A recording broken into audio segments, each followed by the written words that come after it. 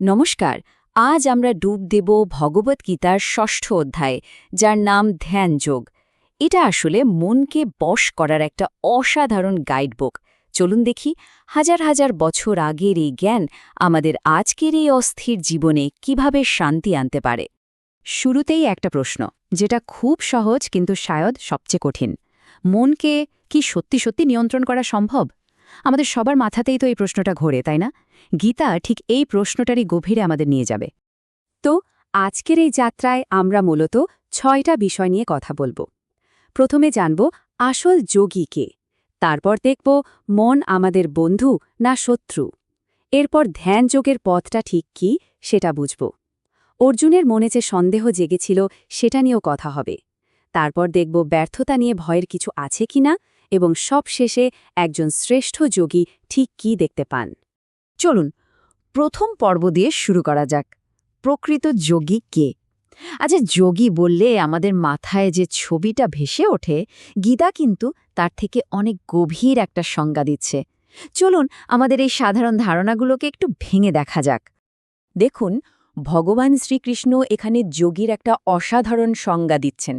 একেবারে প্রথম শ্লোকেই তিনি বলছেন, যে মানুষটা ফলের আশা না করে নিজের কাজটা করে যায় সেই আসল যোগী। শুধু যজ্ঞের আগুন নিভিয়ে দিলেই বা কোনো কাজ না করলেই কেউ যোগী হয়ে যায় না।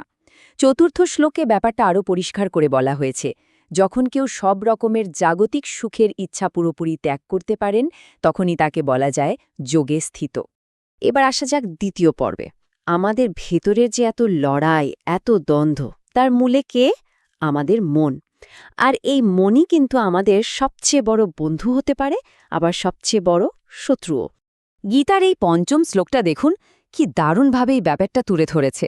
আত্মাইব হ্যাত্ম বন্ধুর আত্মাইব রিপোরাত্মানা। সোজা কথায় মনই হল আত্মার বন্ধু, আবার মনই হল আত্মার শত্রু। মানে নিজেকে বাঁচানোর দায়িত্বও এই মনের, আবার নিজেকে ডোবানোর কারণও কিন্তু এই মনই। আর ঠিক এর পরের শ্লোকেই, মানে ষষ্ঠ শ্লোকে, এর ফলাফলটাও বলে দেওয়া হয়েছে, যে নিজের মনকে জয় করে ফেলেছে তার জন্য মন হল সেলা বন্ধু, কিন্তু যে পারেনি তার নিজের মনই তার সবচেয়ে বড় শত্রু হয়ে দাঁড়াবে। তার মানে আসল খেলাটা হলো আত্মনিয়ন্ত্রণের। তাহলে প্রশ্ন উঠছে, এই যে মন, যে শত্রুও হতে পারে, তাকে বন্ধু বানাবো কি করে? এখানেই আসছে আমাদের তৃতীয় পর্ব, ধ্যানযোগের পথ। শ্রীকৃষ্ণ এখানে ধ্যানের জন্য খুব বাস্তবসম্মত কিছু নির্দেশ দিয়েছেন। একাদশ থেকে চতুর্দশ শ্লোকে একদম স্টেপ বাই স্টেপ বলা আছে। প্রথমে একটা নির্জন আর পবিত্র জায়গা বেছে নিতে হবে। বসার আসনটা খুব উঁচু বা নিচু হবে না। তারপর শরীর, ঘাড় আর মাথা একদম সোজা আর স্থির রাখতে হবে। দৃষ্টি থাকবে শুধু নাকের ডগায়, এদিক ওদিক তাকালে চলবে না। আর সব শেষে মনটাকে করতে হবে নির্ভয়, শান্ত, আর তারপর ঈশ্বরের ধ্যানে ডুবে যেতে হবে। কিন্তু শুনুন, শুধু ঠিকঠাক জায়গায় বসলেই হবে না। 17 নম্বর শ্লোকে একটা খুব জরুরি কথা বলা আছে। যোগী হতে গেলে খাওয়া দাওয়া, ঘোরাফেরা, কাজ, ঘুম, জেগে থাকা সব কিছুতেই একটা পরিমিতিবোধ বা ব্যালেন্স আনতে হবে। যোগ মানে কিন্তু কোনো চরমপন্থা নয়, যোগ হল ভারসাম্যের পথ। কৃষ্ণের এত সব কথা শোনার পর অর্জুনের মনেও কিন্তু সেই প্রশ্নটাই এলো, যেটা হয়তো আমাদের সবার মনেই আসছে, তাই না? আর এখান থেকেই শুরু হচ্ছে আমাদের চতুর্থ পর্ব, অর্জুনের সংশয়। অর্জুন 33 নম্বর শ্লোকে একদম আমাদের মনের কথাটা বলছেন।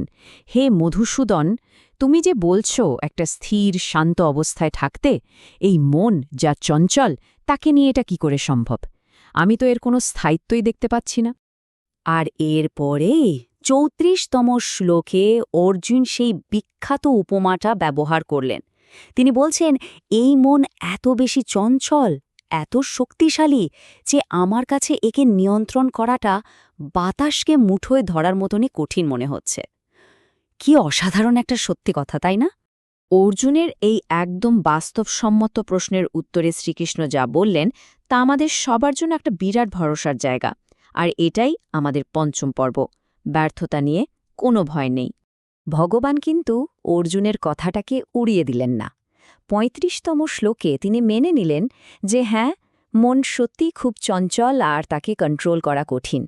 কিন্তু তারপর দুটো উপায় বাতলে দিলেন। অভ্যাসেন তু কৌন্তেয় বৈরাগ্যেন চু গৃহতে, মানে অভ্যাস আর বৈরাগ্য দিয়ে এটাকে বশ করা সম্ভব, মানে কনস্ট্যান্ট প্র্যাকটিস আর ডিট্যাচমেন্ট। কিন্তু যদি চেষ্টা করেও কেউ সফল না হয় তখন কি হবে? অর্জুনের এই ভয়টারও উত্তর দিলেন কৃষ্ণ। 40তম শ্লোকে তিনি একটা অসাধারণ প্রতিশ্রুতি দিচ্ছেন। না হি কল্যাণকৃত কশ্চিৎ দুর্গতিম তাত গচ্ছতি, মানে যে ভালো কাজ করার চেষ্টা করে তার কখনো কোনো খারাপ গতি হয় না। শুধু তাই নয়, তিনি আরও পরিষ্কার করে ব্যাখ্যা করছেন যে যোগের পথ থেকে যে বিচ্যুত হয়ে যায় সে কিছুদিন পুণ্যলোকে বাস করে, আবার কোনো পবিত্র বা ধনী পরিবারে জন্মায়, আর সেখানে সে তার আগের জন্মের আধ্যাত্মিক জ্ঞানটা ফিরে পায় আর আবার চেষ্টা শুরু করে, মানে কোনো চেষ্টাই আসলে বৃথা যায় না। বেশ, এবার আমরা আলোচনার একদম শেষ পর্বে চলে এসেছি। তাহলে এই পথটা যদি কেউ শেষ পর্যন্ত যেতে পারে, সে কি দেখতে পায়, কেমন হয় তার দৃষ্টি? চেতনার সে সর্বোচ্চ স্তরে পৌঁছলে জগৎটা কেমন দেখায়? ২৯তম শ্লোকে বলা হচ্ছে, একজন প্রকৃত যোগী নিজেকে সমস্ত জীবের মধ্যে দেখেন আর সমস্ত জীবকে নিজের মধ্যে। তিনি সব কিছুকে সমান দৃষ্টিতে দেখেন। ঈশ্বরের মধ্যেই সবকিছু, আবার সবকিছুর মধ্যেই ঈশ্বরকে দেখেন।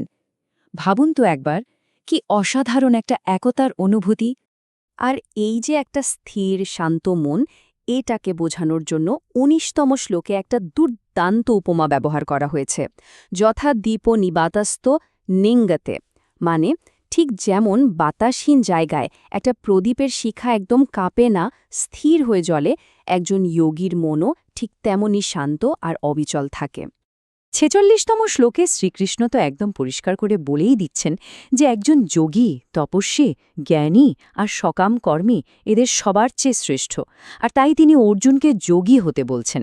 দেখুন, এখানে যোগীকে সবার উপরে রাখা হয়েছে। তাহলে শেষ প্রশ্নটা হলো, সব ধরনের যোগীর মধ্যে শ্রেষ্ঠ কে?